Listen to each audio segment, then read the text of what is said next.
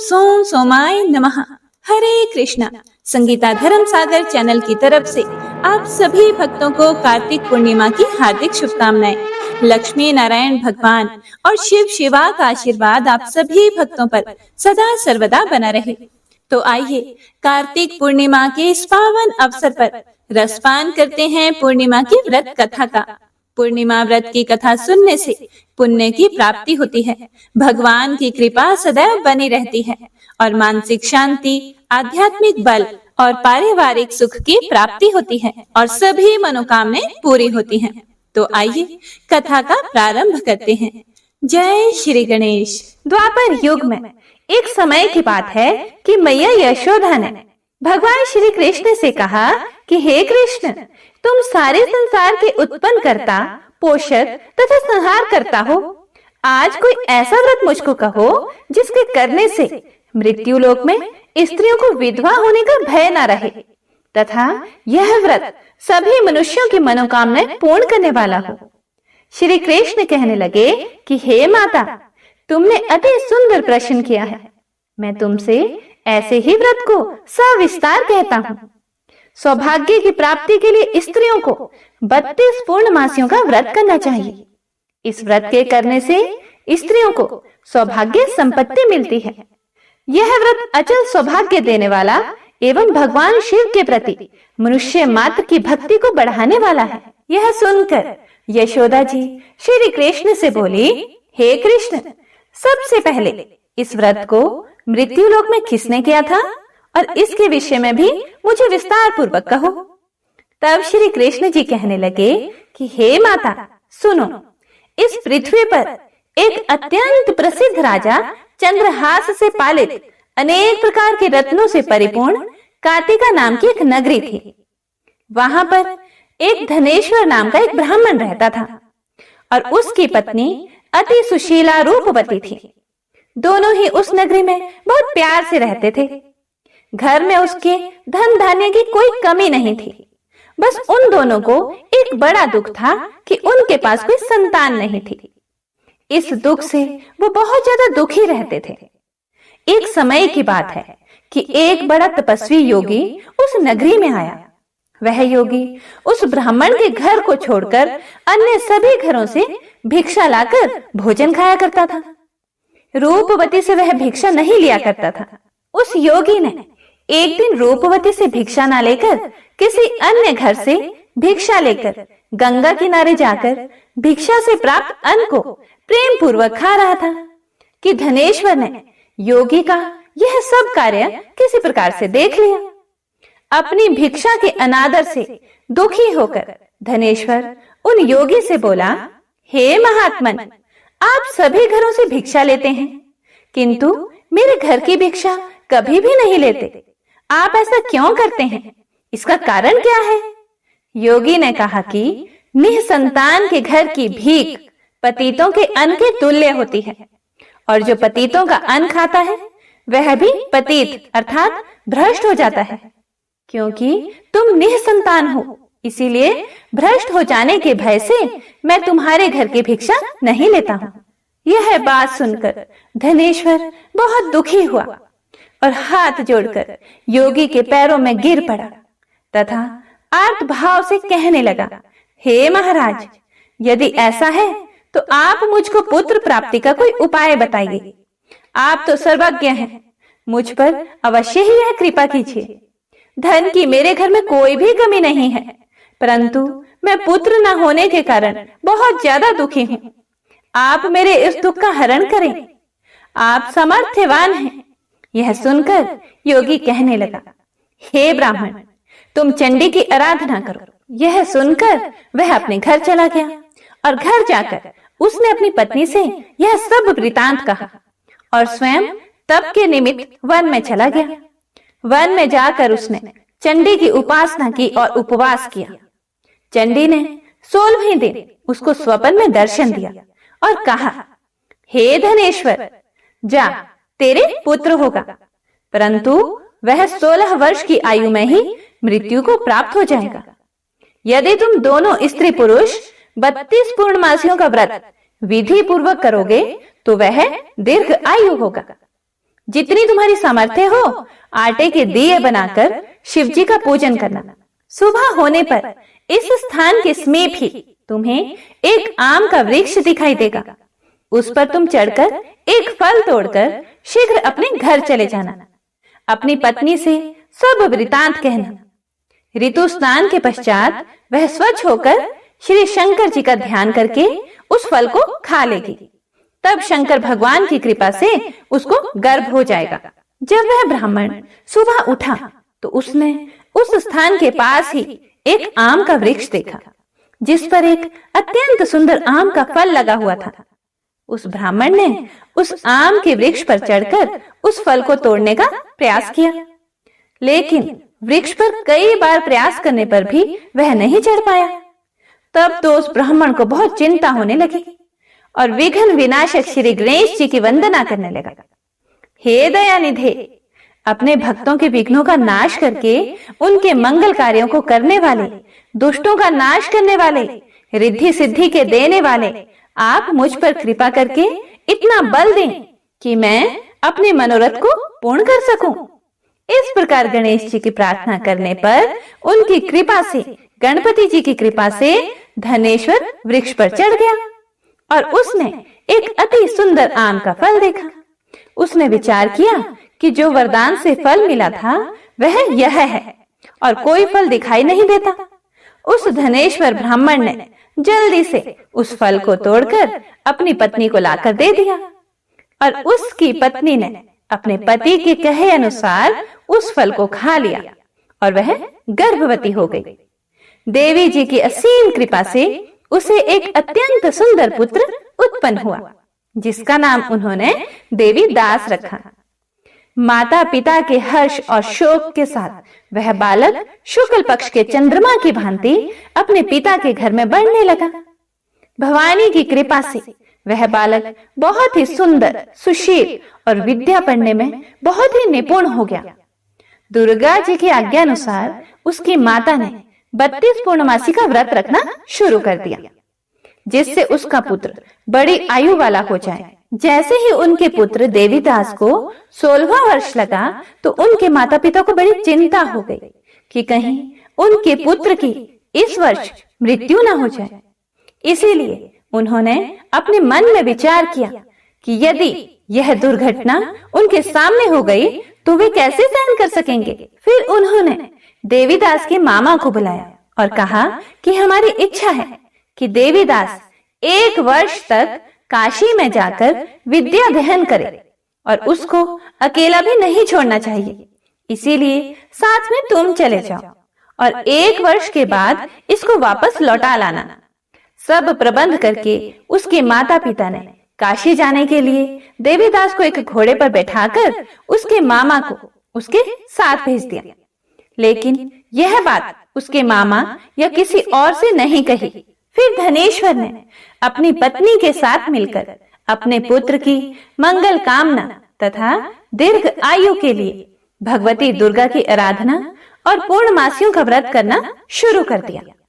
इस प्रकार बराबर 32 पूर्णमासी का व्रत पूरा किया। कुछ समय के बाद एक दिन वह दोनों मामा भांजा मार्ग में रात्रि बिताने के लिए किसी गांव में ठहरे हुए थे। उस दिन उस गांव में एक ब्राह्मण की अत्यंत सुंदरी, सुशीला, विदुषी और गुणवती कन्या का विवाह होने वाला था। जिस धर्मशाला के अंदर वर और उसकी बारात ठहरी हुई थी, उसी धर्मशाला में देवीदास और उसके मामा भी ठहरे हुए थे। संयोगवश कन्या को तेल आदि चढ़ाकर मंडप आदि का कृत्य किया गया तो लगन के समय वर को धनुर्वात हो गया, मतलब एक प्रकार का रोग जिसमें हड्डियां टेढ़ी हो जाती हैं, लकवा हो गया। फिर वर के पिता ने अपने कुटुंबियों से परामर्श करके निश्चय किया कि यह देवीदास मेरे पुत्र जैसा ही सुंदर है, मैं इसके साथ ही लगन करा दूं और बाद में विवाह के जो अन्य कार्य होंगे वो मेरे लड़के के साथ हो जाएंगे। ऐसा सोचकर देवीदास के मामा से जाकर बोला कि तुम थोड़ी देर के लिए अपने भांजे को हमें दे दो, जिससे विवाह के लगन का सब कृत्य सुचारू रूप से हो सके। तब उसका मामा कहने लगा कि जो कुछ भी मधुपर्क आदि कन्यादान के समय वर को मिले वह सब हमें दे दिया जाए, तो मेरा भांजा इस बारात का दूल्हा बन जाएगा। मामा को लालच आ गया था। यह बात वर के पिता ने स्वीकार कर ली। फिर मामा ने अपना भांजा वर बनने को भेज दिया और उसके साथ सब विवाह कार्य रात्रि में विधि पूर्वक संपन्न हो गया। पत्नी के साथ वह भोजन ना कर सका और अपने मन में सोचने लगा कि ना जाने यह कैसी स्त्री होगी। वह एकांत में इसी सोच में गरम निश्वास छोड़ने लगा। उसकी आंखों में आंसू भी आ गए। तब वधू ने पूछा कि क्या बात है, आप इतने उदासीन व दुखी क्यों हो रहे हैं? तब उसने सब बातें जो वर के पिता व उसके मामा में हुई थी उस दुल्हन को बता दी। तब वह कन्या कहने लगी कि यह ब्रह्म विवाह के विपरीत हो कैसे सकता है? देव, ब्राह्मण और अग्नि के सामने मैंने आपको ही अपना पति बनाया है, इसीलिए आप ही मेरे पति हैं। मैं आपकी ही पत्नी रहूंगी, किसी अन्य की कदापि नहीं बनूंगी। तब देवीदास ने कहा, ऐसा मत करिए, ऐसा मत कहिए, क्योंकि मेरी आयु बहुत थोड़ी सी है। मेरे पश्चात आपकी क्या गति होगी?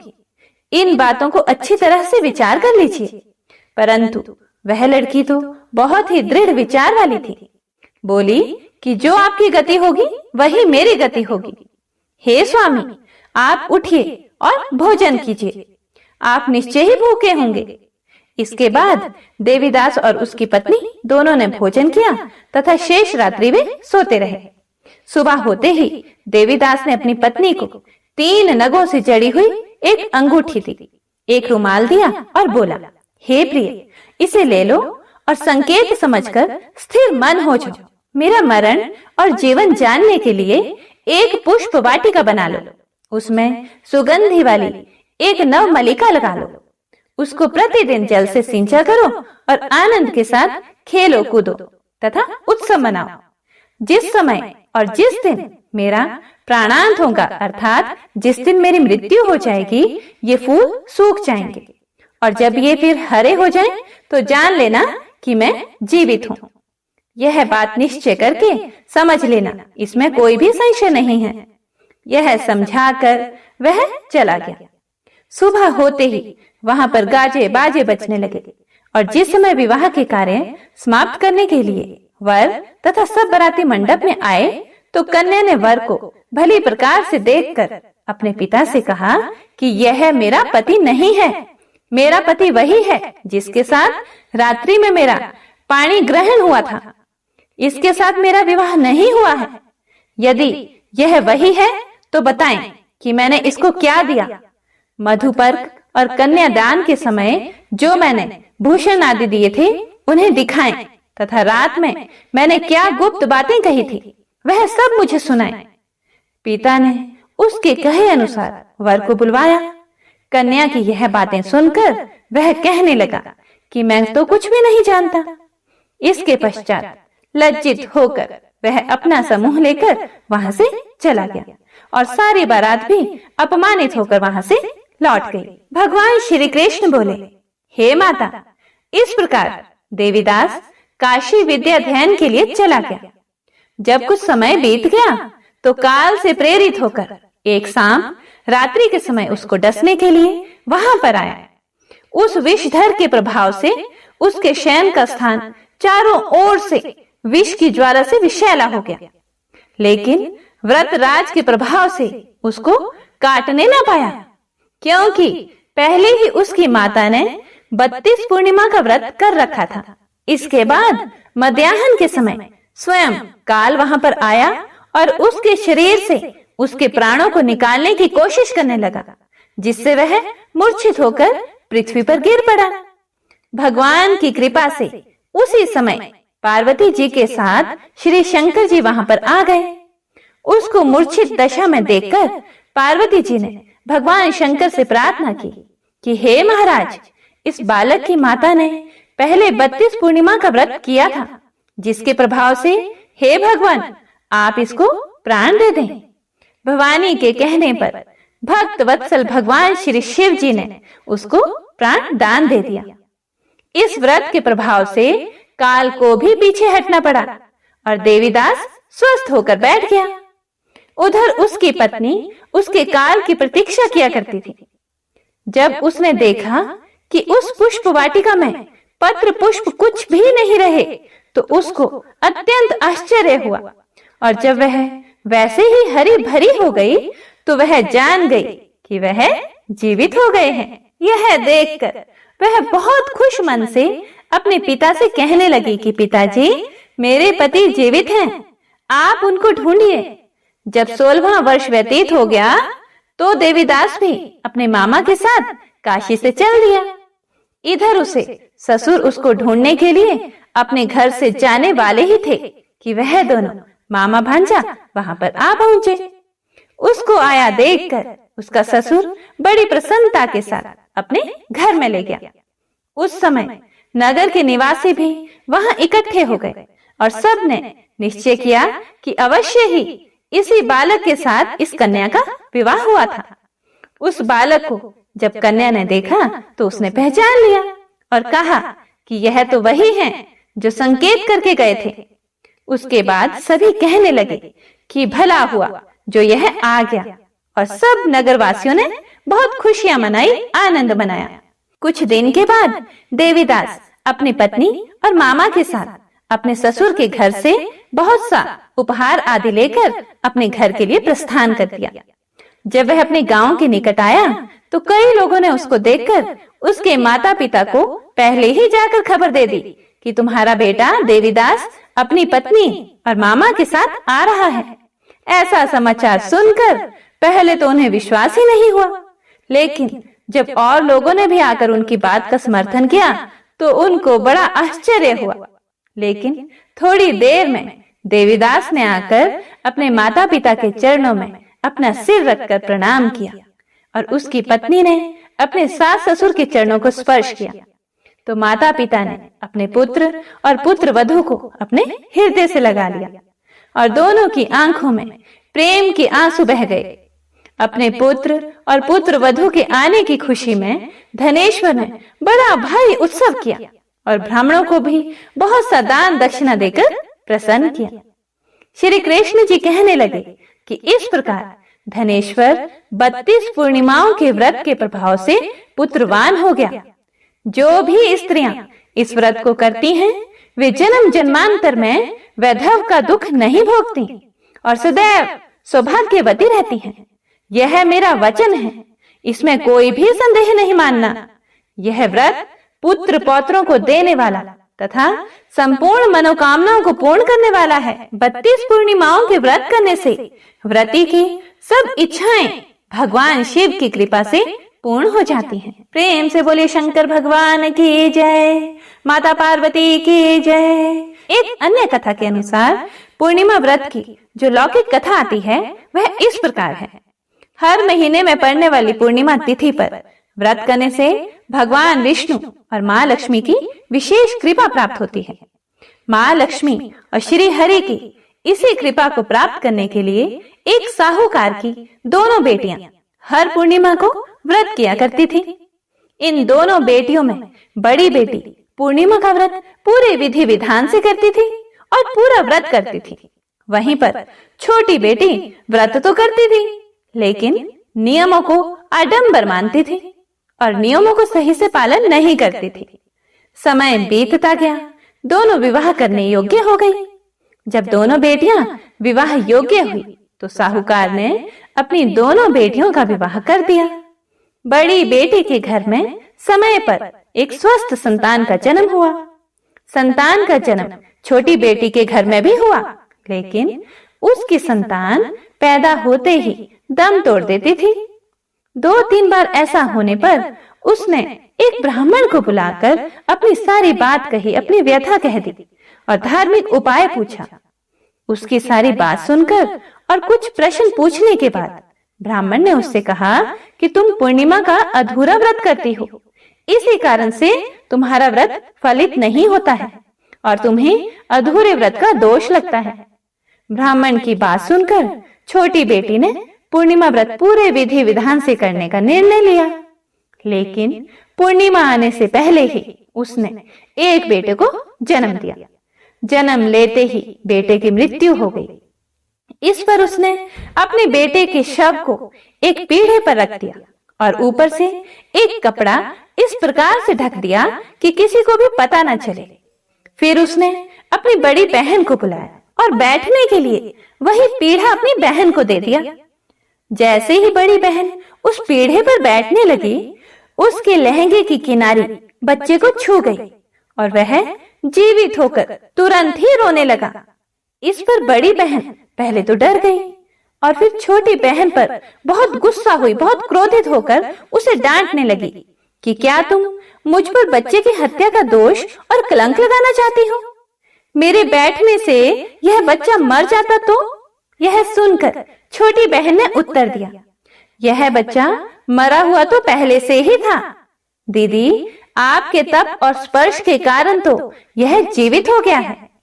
पूर्णिमा के दिन जो तुम व्रत और तप करती हो, उसके कारण तुम दिव्य तेज से परिपूर्ण और पवित्र हो गई हो। अब मैं भी आपकी ही तरह व्रत और पूजन करूंगी।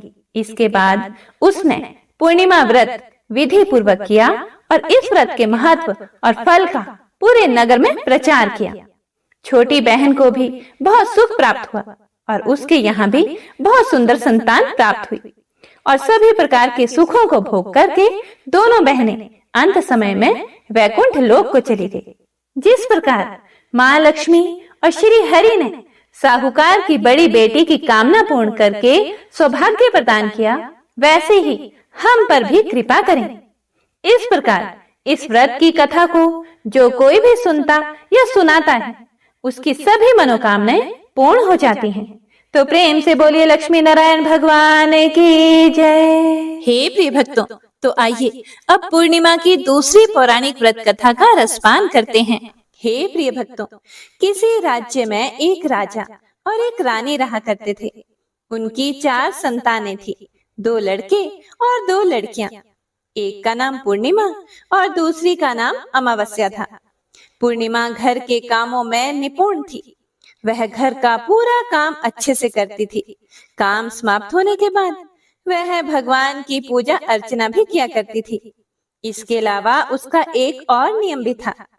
वह प्रतिदिन गौ माता की सेवा भी करती थी। वहीं दूसरी तरफ उसकी बहन अमावस्या ना तो घर का कोई काम करती थी और ना ही कोई पूजा पाठ में उसकी विशेष रुचि ही थी और ना ही वह कभी गौ माता की सेवा किया करती थी। पूर्णिमा सर्वगुण संपन्न थी। फिर भी राजा और रानी अपने दोनों बेटों से और पुत्री अमावस्या को ही प्यार किया करते थे। वह पूर्णिमा को ज्यादा नहीं चाहते थे, उसके साथ भेदभाव करते थे। समय के साथ राजा की 4 संतानें बड़ी हो रही थी। जब वे बड़े हो गए तो राजा ने अपने दोनों पुत्रों का विवाह योग्य कन्याओं के साथ करवा दिया। इसके बाद रानी ने राजा से कहा कि हे राजन, अब दोनों पुत्रियों का विवाह भी करवा दो। वह भी विवाह योग्य हो गई हैं। लेकिन आप ऐसा करना कि पुत्री अमावस्या का विवाह किसी बड़े खानदान में कराना और पूर्णिमा का विवाह किसी गरीब परिवार में करवाना, क्योंकि पूर्णिमा को तो केवल भगवान की पूजा पाठ और घर के कामकाज करना पसंद है और साथ ही उसे गाय की सेवा करना भी बहुत पसंद है। गरीब घर में होगी तो इसके सारे काम हो जाएंगे और अमावस्या को कुछ भी करना पसंद नहीं है। इसके लिए बड़ा राजघराना देखना ताकि उसे कोई काम ना करना पड़े। तब रानी की बात सुनकर राजा ने कहा कि ठीक है और वह अपनी दोनों पुत्रियों के लिए रिश्ता ढूंढने के लिए निकल पड़े। राजा अपने पड़ोसी राज्य में जाकर वहां के राजा के पुत्र से अमावस्या का रिश्ता तय कर देते हैं और वहीं पास ही के गांव में जाकर एक गरीब परिवार के लड़के से पुत्री पूर्णिमा का रिश्ता भी तय कर देते हैं। और घर आकर राजा ने सारी बात रानी को बता दी। तो रानी सोचने लगी कि अब देखते हैं भगवान इसकी मदद कैसे करते हैं। यह तो बहुत ही पूजा पाठ करती है और भगवान में सदा ही मग्न रहती है। पूर्णिमा का भाई और भाभी पूर्णिमा से बहुत प्यार करते थे, क्योंकि पूर्णिमा उनके घर के कामों में उनका साथ देती थी, हर काम में उसका हाथ बटाती थी। जबकि अमावस्या अपने भाई भाभी की कोई भी सहायता नहीं करती थी, उन पर अपना रोब जमाती थी और ना ही कोई घर का कार्य करती थी। ऐसा करते करते कई महीने बीत गए। अमावस्या और पूर्णिमा दोनों का विवाह हो गया। राजा और रानी ने अपनी दोनों बेटियों की विदाई कर दी। विदाई करते समय राजा और रानी ने अमावस्या बेटी को खूब सारा धन दौलत देकर विदा किया और पूर्णिमा को कुछ भी नहीं दिया, खाली हाथ अपने घर से विदा कर दिया। इसके बाद दोनों बहनें अपने अपने ससुराल को चली गई। कुछ दिन बीत गए। एक दिन अमावस्या अपने घर पर शिव जी की कथा रखवाती हैं, जिसमें वह सभी गांव वालों को निमंत्रण भेजती है, पर अपनी बहन पूर्णिमा को नहीं बुलाती। जब गांव की सभी औरतें अमावस्या के यहाँ जाती हैं, तो उन्हें इस तरह से जाता हुआ देखकर पूर्णिमा उनसे पूछती है कि आप सब इस तरह से तैयार होकर कहाँ जा रही हैं? तो वे औरतें पूर्णिमा से कहती हैं कि तुम्हारी बहन के यहाँ शिव जी की कथा रखी है, क्या तुम वहां पर नहीं जाओगी? तब पूर्णिमा कहती है कि मुझे तो मेरी बहन ने निमंत्रण भी नहीं भेजा, तो मैं नहीं जा सकती। तभी गांव की औरतें पूर्णिमा से कहती हैं कि बुलावा नहीं आया तो क्या हुआ, तुम्हारी बहन है, भूल गई होगी। यह तो भगवान शिव की कथा है, सुनने जाने में क्या हर्ज है। हम तो कहती हैं कि तुम हमारे साथ चलो। तब पूर्णिमा गांव की औरतों की बात सुनकर उनके साथ भगवान शिव की कथा सुनने के लिए अमावस्या के घर चली जाती है। हे प्रिय भक्तों, जब अमावस्या की नजर पूर्णिमा पर पड़ती है, तो वह उससे कहती है कि पूर्णिमा, तुम यहाँ कैसे चली आई? मैंने तो तुम्हें बुलाया ही नहीं। खैर कोई बात नहीं, तुम आ ही गई हो तो चुपचाप बैठी रहना और मेरे यहाँ रिश्तेदारों को यह भूल कर भी मत बताना कि तुम मेरी बहन हो। यह कहते हुए अमावस्या ने अपनी बहन पूर्णिमा की गरीबी का मजाक उड़ाया। यह सब सुनकर पूर्णिमा की आंखों में आंसू आ गए और उसने रोते रोते मन ही मन भगवान शिव से विनती करते हुए कहती है कि हे भगवान, क्या पूजा पाठ करना गलत है? गौ माता की सेवा करना गलत है? आखिर मेरी क्या गलती थी जो इस तरह मेरी गरीबी को मेरा बार बार मजाक बनाया जा रहा है? आप अपनी कृपा दृष्टि मुझ पर कब बनाएंगे? तब पूर्णिमा वहां पर बैठी बैठी यही बार बार कहती रहती है। इतने में ही शिव कथा पूरी हो जाती है और अमावस्या भगवान का प्रसाद बांटने लगती है। वह सभी लोगों को प्रसाद दे देती है, लेकिन अपनी बहन पूर्णिमा को प्रसाद नहीं देती। पूर्णिमा बड़े ही दुखी मन से बिना प्रसाद लिए अपने घर लौट जाती है। पूरे रास्ते वह यही सोच रही थी कि घर पर अपने बच्चे उससे कथा का प्रसाद मांगेंगे तो मैं उससे क्या कहूंगी। तो यह भी सोच रही थी कि मैं मायके अपने भाई और भौजाई के यहाँ जाऊंगी, तो वहां जाते हुए वहां के बच्चों के लिए भी कुछ लेकर जाना था। तो ऐसा सोचते हुए वह अपने घर लौट आई। घर वापस लौट कर आने के बाद उसने अपने पति और बच्चों से कहा कि मैं कुछ समय के लिए अपने मायके जा रही हूँ। तब उसके पति ने कहा कि ठीक है, चली जाओ। तो थोड़ी देर बाद में पूर्णिमा अपने मायके के लिए रवाना हो गई। चलते चलते रास्ते में एक चबूतरा आया, जिस पर तुलसी का पौधा लगा हुआ था। उस चबूतरे पर एक बूढ़ी अम्मा बैठी हुई थी। वह कोई और नहीं, साक्षात तुलसी मैया थी। उस बूढ़ी माता ने पूर्णिमा से कहा कि हे पुत्री, तुम कौन हो और कहाँ जा रही हो? तब पूर्णिमा अपना परिचय देते हुए कहती है कि माँ, मैं अपने मायके जा रही हूँ। तब बूढ़ी औरत ने पूर्णिमा से कहा कि हे पुत्री, यहाँ तुलसी का पौधा सूख रहा है, इसमें थोड़ा सा पानी डाल दो और इस चबूतरे को साफ कर दो, जिससे मुझे थोड़ी ठंडक मिलेगी। तब पूर्णिमा ने कहा कि ठीक है माँ जी, मैं तुलसी के पौधे में पानी डाल देती हूँ और यहाँ की साफ सफाई भी कर देती हूँ। तो पूर्णिमा ने साफ सफाई करने के बाद बूढ़ी अम्मा को भी नहला दिया। बूढ़ी अम्मा की भी सेवा की, उनके पैर दबाए, हाथ पैरों में तेल की मालिश की, कंघी की और फिर पूछा कि माँ जी, मैं आपकी और क्या सेवा करूं? कोई और काम हो तो बता दीजिए, मैं कर दूंगी।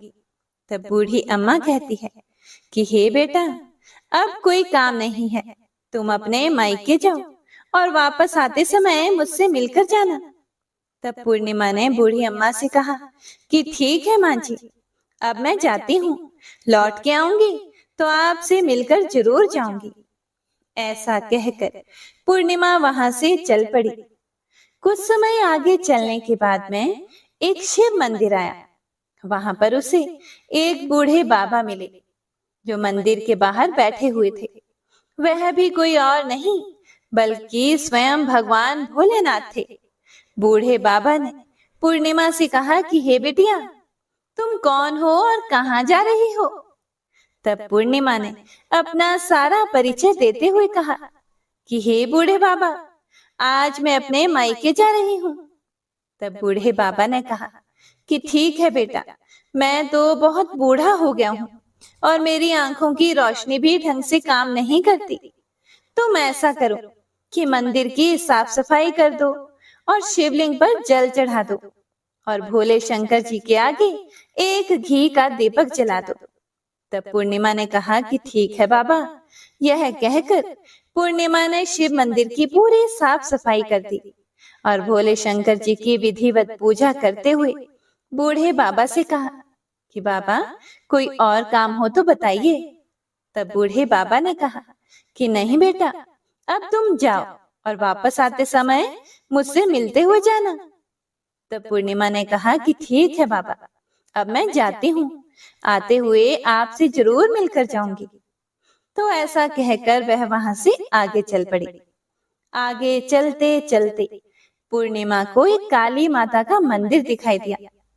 वहां पर भी एक बूढ़ी अम्मा चबूतरे पर बैठी हुई थी। तो उस बूढ़ी औरत ने पूर्णिमा से कहा कि हे बेटी, तुम कौन हो और कहाँ जा रही हो? तो पूर्णिमा ने उस बूढ़ी औरत को भी अपना सारा परिचय दिया और बताया कि मैं अपने मायके जा रही हूँ। तो वह बूढ़ी औरत यह सुनकर कहती है कि बेटा, अच्छी बात है, लेकिन तुम ऐसा करो, यहाँ पर पूजा पाठ करने के लिए तो सभी आते हैं, लेकिन मंदिर की साफ सफाई कोई नहीं करता। इसीलिए तुम इस मंदिर की सफाई कर दो और चबूतरे की भी साफ सफाई कर दो। तो पूर्णिमा ने कहा कि ठीक है माँ जी। ऐसा कहकर पूर्णिमा ने पूरे मंदिर की और चबूतरे की सफाई कर दी और पूजा पाठ भी की और उस बूढ़ी माता का श्रृंगार भी कर दिया। बूढ़ी माँ के पैर दबाए और कहती है कि माँ जी, सारा काम हो गया, अगर मेरे लायक कोई और काम हो तो मुझे बताइए, मैं उसे भी कर देती हूँ। तब वह बूढ़ी अम्मा कहती है कि नहीं बेटी, अब तो तुम जाओ, लेकिन मायके से आते समय मुझसे मिलते हुए जाना। फिर पूर्णिमा कहती है कि ठीक है माँ जी, और वह वहां से आगे चल पड़ी। आगे चलते चलते एक नदी आती है। वहां पर भी एक बूढ़ी अम्मा बैठी हुई थी। वह उससे कहती है कि बेटी, तुम कौन हो, कहाँ से आई हो और कहाँ जा रही हो? तब पूर्णिमा उस बूढ़ी औरत को भी अपना पूरा परिचय देते हुए बताती है कि अम्मा, मैं अपने मायके जा रही हूँ। तो बूढ़ी औरत पूर्णिमा से कहती है कि बेटा, यह तो अच्छी बात है, नदी पर स्नान करने तो सभी लोग आते हैं, लेकिन यहाँ पर कोई भी सफाई नहीं करता। इसीलिए तुम ऐसा करो कि नदी के किनारे पर साफ सफाई कर दो। तो पूर्णिमा कहती है ठीक है माँ जी, और वो वहां की साफ सफाई में लग जाती है। सारी साफ सफाई समाप्त करके बूढ़ी अम्मा के पैर दबाती है और उनसे कहती है कि माँ जी, और कोई काम हो तो बताइए। तो वो बूढ़ी औरत कहती है कि नहीं बेटा, अब तुम जाओ और जब मायके से लौट कर आओ तो मुझसे मिलते हुए जाना। इस नाव में बैठकर नदी के दूसरे किनारे पर पहुंच जाओ। तो यह कहते हुए वह बूढ़ी अम्मा एक नाव की तरफ इशारा करती है। तो पूर्णिमा उस नाव में बैठकर नदी के दूसरे पार चली जाती है और वहां से अपने मायके के घर पहुंच जाती है। वहां पहुंचते ही पूर्णिमा के भैया और भाभी उसे देखकर बहुत खुश होते हैं और वे पूर्णिमा की खूब खातिरदारी करते हैं, उसे खूब सारी बातें करते हैं और कहते हैं कि बच्चों को भी साथ लेकर आती तो कितना अच्छा होता। तो यह सब कुछ देखकर पूर्णिमा बहुत ही खुश होती है और सोचती है कि कोई तो है जो मुझे देखकर इतना खुश होता है। इस तरह पूर्णिमा ने अपने मायके में कुछ दिन बड़ी ही हंसी खुशी के साथ बिताए और फिर अपने भैया और भाभी से कहा कि मैं अपने ससुराल वापस जाना चाहती हूँ।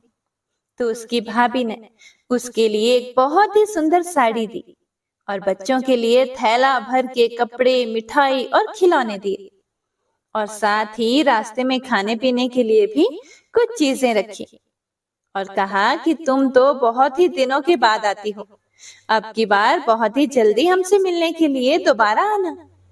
यह कहते हुए पूर्णिमा की भाभी ने पूर्णिमा के हाथ में वह थैला दे दिया और बड़ी ही हंसी खुशी से उसे विदा किया। इस तरह पूर्णिमा अपने ससुराल के लिए रवाना हो गई और उसी नदी के किनारे पहुंची और नाव में बैठकर दूसरे किनारे पर उतर गई। वहां उतरने के बाद वहां पर उसे वही बूढ़ी अम्मा मिली जो साक्षात गंगा मैया थी। उस बूढ़ी अम्मा ने पूर्णिमा को एक थैला दिया और कहा कि तुम इसे घर जाकर ही खोलना। अब पूर्णिमा के पास दो थैले हो गए थे, एक तो जो उसकी भाभी ने दिया था और दूसरा गंगा मैया ने दिया। तो उन दोनों थैलों को लेकर जब वह आगे चल पड़ी, चलते चलते फिर वही काली का मंदिर आया। वहां चबूतरे पर बूढ़ी अम्मा बैठी हुई थी जो साक्षात काली माता थी। बूढ़ी अम्मा के रूप में बैठी काली माता ने जब पूर्णिमा को आते हुए देखा तो कहा कि आ गई बेटा। तब पूर्णिमा ने कहा कि हाँ माँ जी, मैं आ गई। मैंने आपसे कहा था ना कि मैं आते हुए आपसे जरूर मिलकर जाऊंगी। तो काली माता ने भी उसे एक थैला दिया और कहा कि तुम यह थैला अपने घर जाकर खोलना। अब तो पूर्णिमा के पास 3 थैले हो गए। तीनों थैले लेकर पूर्णिमा वहां से चल पड़ी। चलते चलते शिव जी का मंदिर आया जहां बूढ़े बाबा के रूप में स्वयं शिव जी विराजमान थे। बूढ़े बाबा ने पूर्णिमा से कहा कि हे बेटी, आ गई तुम? तब पूर्णिमा ने कहा कि हाँ बाबा, मैं आ गई। तो उन बूढ़े बाबा ने भी पूर्णिमा को एक थैला दिया और कहा कि हे बेटा, तुम इस थैले को अपने घर पर जाकर ही खोलना। तो पूर्णिमा ने कहा कि ठीक है बाबा, और यह कहकर पूर्णिमा वहां से चल पड़ी। अब पूर्णिमा के पास 4 थैले हो गए। अब पूर्णिमा 4 थैलों को एक साथ कैसे लेकर जाती? तो उसने अपनी एक पुरानी साड़ी निकाली और सारे थैलों को उस साड़ी में रखकर बांध लिया। एक गठड़ी बनाकर सिर पर रखकर वह रवाना हो गई। चलते चलते उसे फिर से रास्ते में तुलसी माता बूढ़ी अम्मा के रूप में मिलती हैं। तो उससे कहती हैं कि पूर्णिमा, तुम आ गई? तब पूर्णिमा कहती है कि हाँ माँ जी, मैं आ गई। मैंने आपसे कहा था ना कि मैं आते हुए आपसे जरूर मिलकर जाऊंगी। तो वह बूढ़ी अम्मा कहती है कि बेटा, मैं तो तेरी ही राह देख रही थी। ना जाने कितने दिन हो गए तुम्हें गए हुए। तुमने अच्छा किया जो मुझसे मिलने के लिए आ गई। यह कहते हुए बूढ़ी अम्मा उसे एक थैली देती है और कहती है कि बेटा, यह थैला ले जाओ और इसे अपने घर जाकर ही खोलना। तब पूर्णिमा ने कहा कि ठीक है माँ जी, आपने जैसा कहा मैं वैसा ही करूंगी। और यह कहते हुए पूर्णिमा ने वह 5वां थैला वहां से लेकर वह रवाना हो गई। अब एक गठड़ी सिर पर और एक थैला हाथ में लिए जैसे ही वह अपने ससुराल के घर पहुंचती है तो उसे देखकर उसके बच्चे बड़े ही खुश होते हैं और कहते हैं कि मामा, आप मामा के यहाँ से क्या लेकर आई हो? हमें जल्दी से दिखाओ। हमें तो लगता है कि खूब सामान लेकर आई हो। अब की बार मामा ने हमारे खाने के लिए क्या भेजा है? हमें जल्दी से दिखाओ। तब पूर्णिमा कहती है कि बेटा थोड़ा सब्र करो। यह कहते हुए पूर्णिमा अपने सिर पर से गठरी को नीचे रखती है और उसे खोलकर सबसे पहले अपने मायके का थैला खोलकर देखती है। तो उसमें बच्चों के लिए अच्छे अच्छे कपड़े, खाने पीने के सामान, बच्चों के खेलने के लिए खिलौने और कुछ गहने भी रखे हुए थे। तो उसे देखकर वह मन ही मन बहुत ही खुश होती है और अपने भैया भाभी को खूब आशीष देती है। फिर पूर्णिमा कपड़े अपने बच्चों को दे देती है और खाने पीने की चीजें भी बच्चों को देकर अपने बच्चों का चेहरा निहारने लगती है। उसके बच्चे अपने जीवन में पहली बार इतना सब कुछ सामान देख रहे थे, तो वे बहुत ही खुश थे। इसके बाद पूर्णिमा ने दूसरा थैला खोला जो गंगा मैया ने दिया था। उसमें ढेर सारे जवाहरात, सोने चांदी आदि थे। उसके बाद में पूर्णिमा ने तीसरा थैला खोला जो उसे काली माता ने दिया था। उसमें बहुत सारा सोना और श्रृंगार का सामान भरा हुआ था। तो यह देखकर पूर्णिमा बहुत ही खुश हुई। फिर उसने चौथा थैला खोला जो भोले शंकर ने दिया था। वह थैला धन संपत्ति से भरा हुआ था, बहुत सारी खुशियां भरी थी।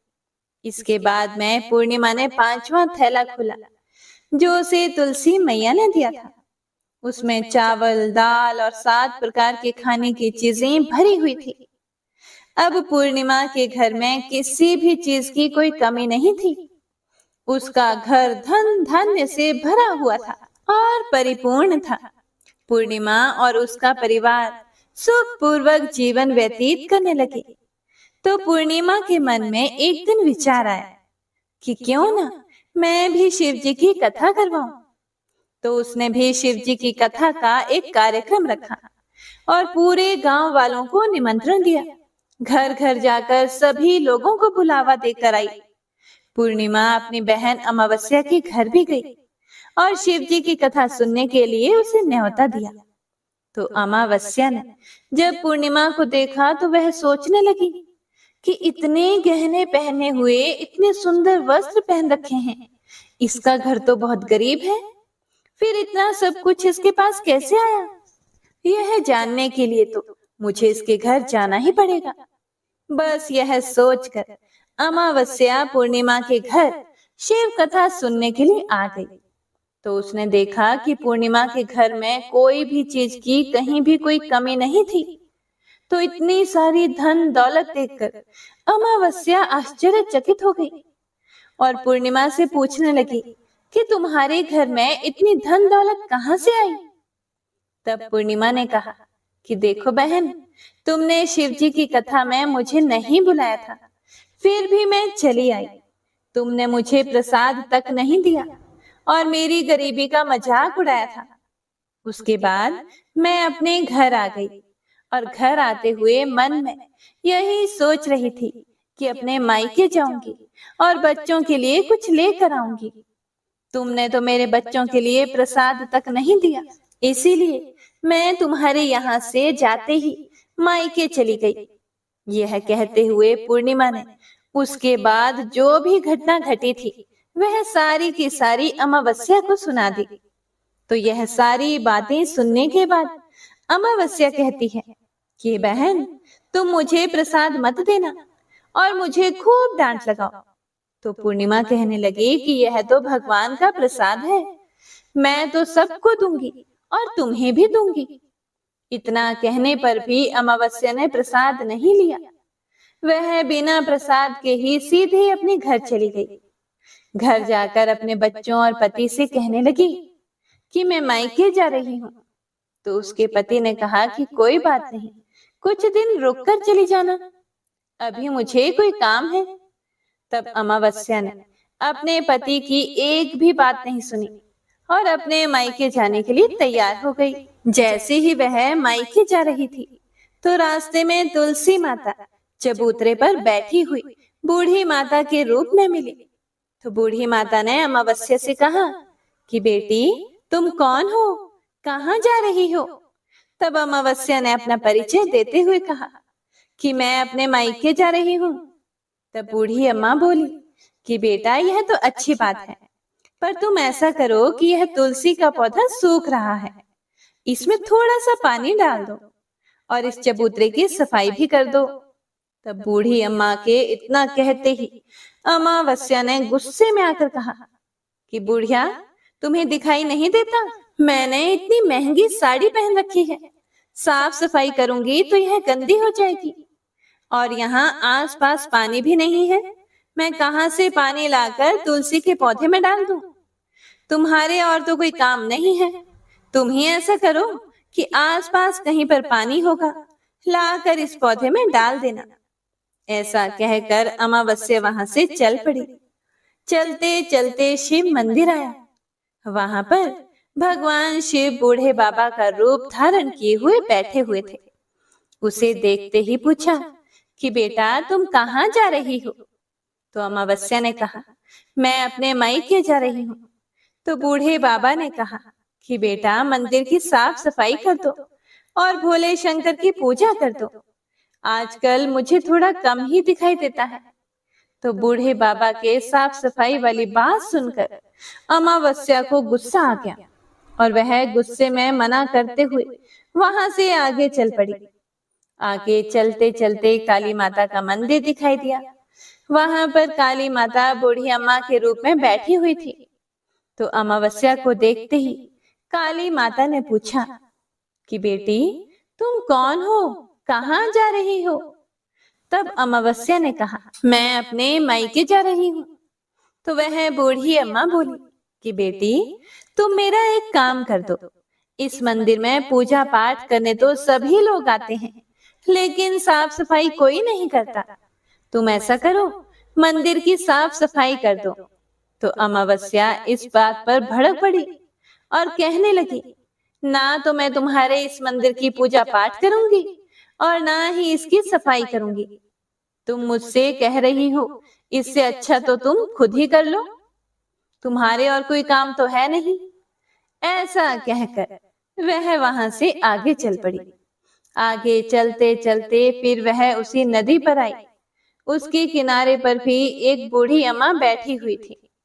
उसे देखकर ही बोली कि बेटा, तुम कहाँ जा रही हो और कौन हो? तो उसने कहा कि माँ जी, मैं अपने मायके जा रही हूँ।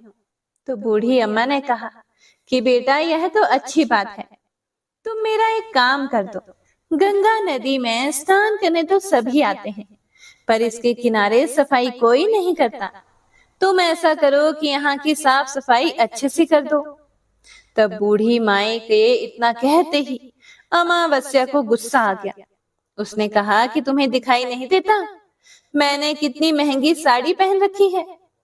मैं यहाँ के राजा की बेटी हूँ, मैं कोई नौकरानी नहीं हूँ जो तुमने कह दिया और मैं यहाँ पर सफाई करने लग गई।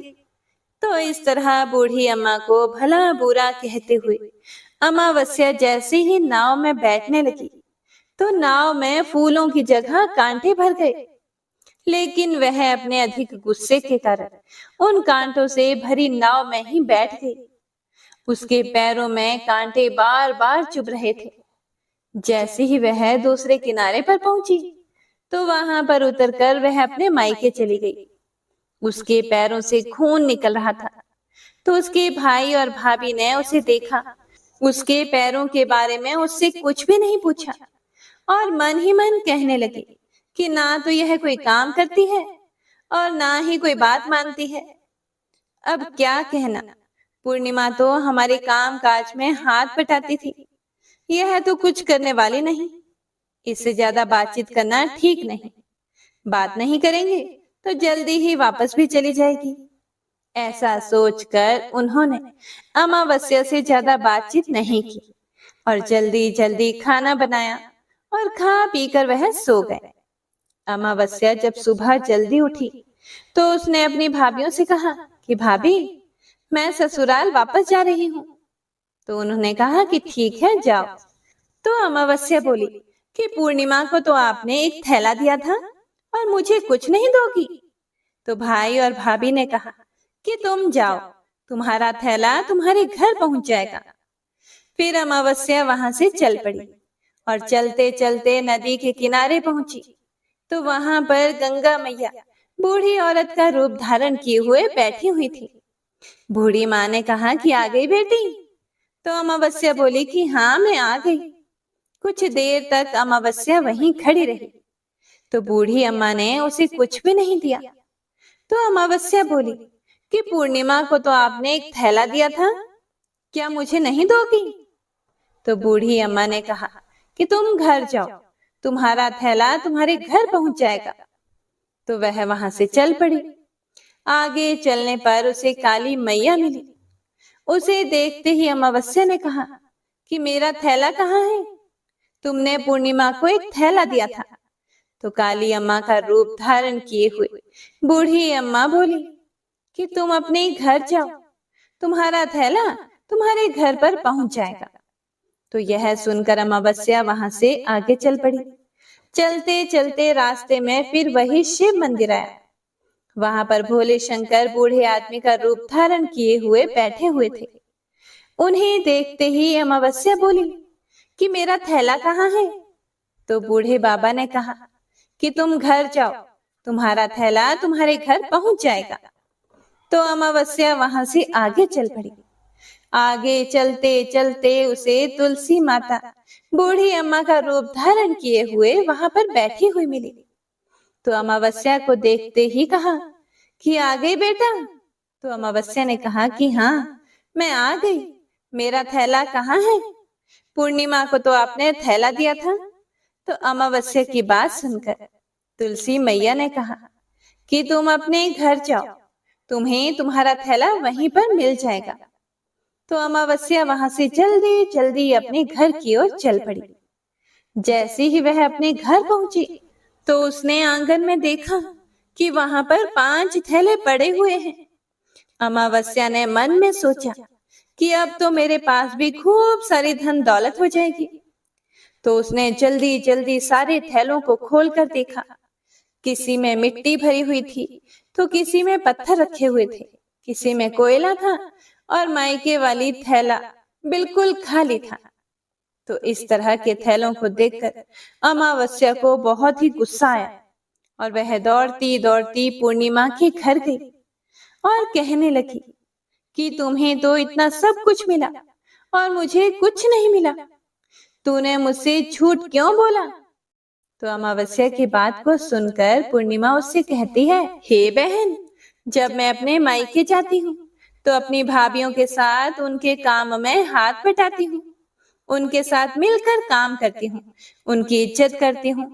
लेकिन तुम तो अहंकारवश किसी की भी इज्जत नहीं करती, इसीलिए वे भला तुम्हें क्या देंगे?